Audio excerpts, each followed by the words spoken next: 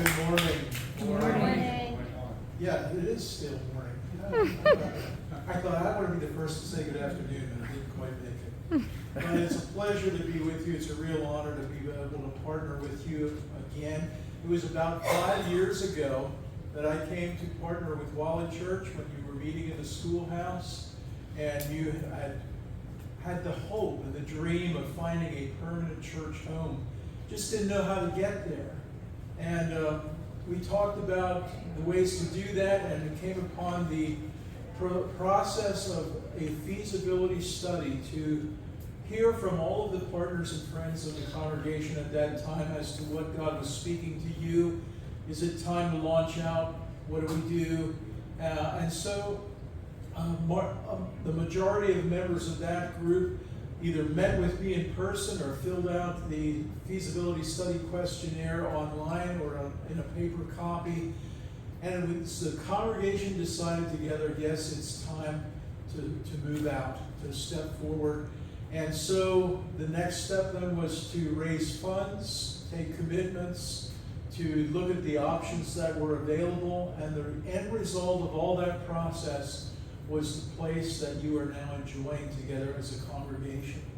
The amazing thing is that since then, so many people have become part of this faith family that now you need more room to take care of everyone that God has brought. And so leadership decided it's time again to hear from you, the congregation. What is God speaking to you, calling you to be part of as a congregation?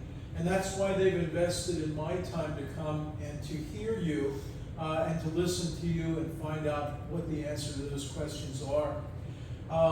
What happens with a feasibility study? Well, first of all, I'll be the person that's in charge of that, conducting that, and just a brief history of my background. For 22 years, I was lead pastor of 3 successful churches, a country church, a city church, and then a suburban church. After those 3 churches, God led me in a different direction to become a church consultant, working with churches, church camps, and church schools for the past 20 plus years, working on more than 350 projects similar to yours all over the country, 21 different denominations. So I learned a lot about all the different facets of people who name Jesus Christ as their Lord and Savior in different ways and different fashions. So what's involved with participating in a feasibility study? Well, a questionnaire has been prepared by the leadership team and myself to get your opinions. And it looks like this. You can pick up a hard copy today if you want. There are some along the wall out in the foyer to my left. It's along this wall over here. If you want to get a hard copy today, you can take that along. If not, one will be sent to you by email if the church has your email address, or mailed a hard copy if you don't have an email address registered with the church. We ask you to fill that out and give us your opinions, your advice, your questions, your thoughts and so forth as to moving forward with a project to take care of the growth that your church has experienced. You will be asked about potential financial commitments to a project if that happens. No firm commitments are taken at this point. It's just measuring the potential. If we're giving this information to your church leaders to decide what might God be calling you to as a church, we need to at least measure not only your moral support, but potential financial support, so that the leadership knows what they potentially have to work with. There's no pressure about that, but pray about it and say, God, what might I be able to do to help if we go in that direction? Each adult will be asked to fill out a questionnaire. Every single opinion will be counted and included in the study. Now, if many people say essentially the same things, those will be combined, and I actually put a total of how many people said that same thing within the study itself. Your personal identity will not be connected with any comments.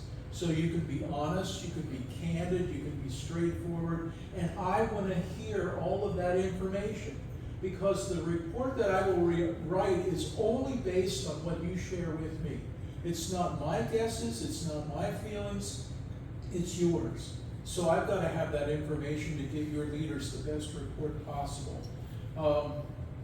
There are two ways that you can participate. The first, and the one I prefer the most in order to get the most information, is that you would schedule a personal interview with me. They last about 30 minutes. They'll be held here at the church over 2 different weekends, July 21 to 23 and 28 to 30.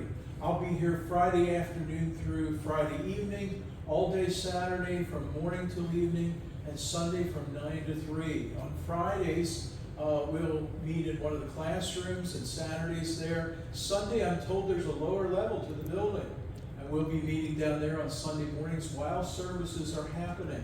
So if you say, hey, that would be convenient for me to meet on a Sunday while I'm already there, schedule an appointment then. You can do that out in the foyer. You can also do that online.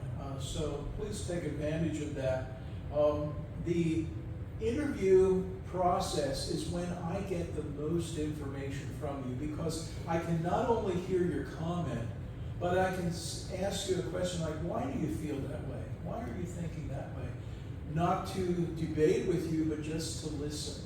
Your church has invested in my time to hear you out and to listen, so please take advantage of that. If you're coming for a personal interview, you don't have to fill out the questionnaire ahead of time. You can bring that along, but you don't have to. I'll fill that out for you as we go through the process. Couples may attend a personal interview together, if possible. And if you do, I will record an answer for each one. Something I've learned in doing tens of thousands of interviews, the two partners in a couple do not always agree.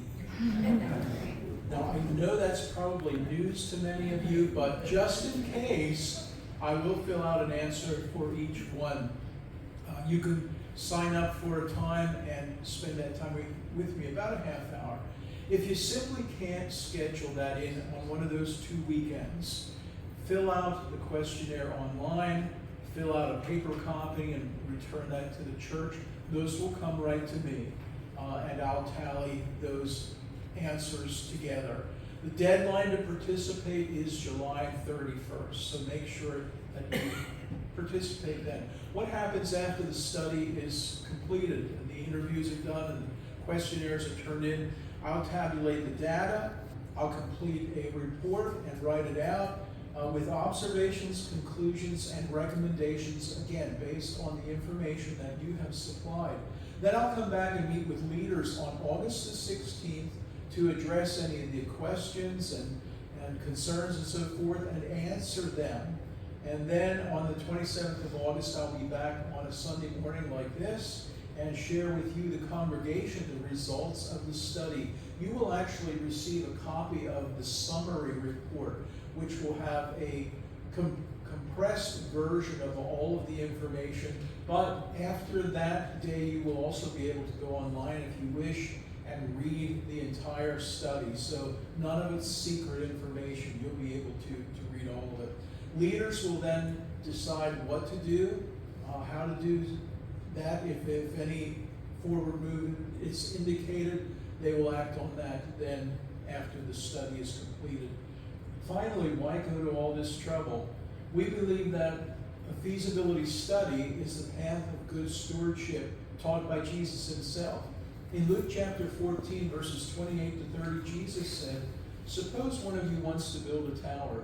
Will he not first sit down and estimate the cost to see if he has enough money to complete it? For if he lays the foundation and is not able to finish it, everyone who sees it will ridicule him, saying, 'This fellow began to build and was not able to finish.'" Conducting a feasibility study gives you, the congregation, individually an opportunity to share your opinions, your thoughts, your wisdom. Questions can be asked and answered. Moral and financial support can be measured before decisions are made as to what to do. Leaders can weigh the support they have to work with and plan accordingly. That's what counting the cost is all about. That is wise stewardship.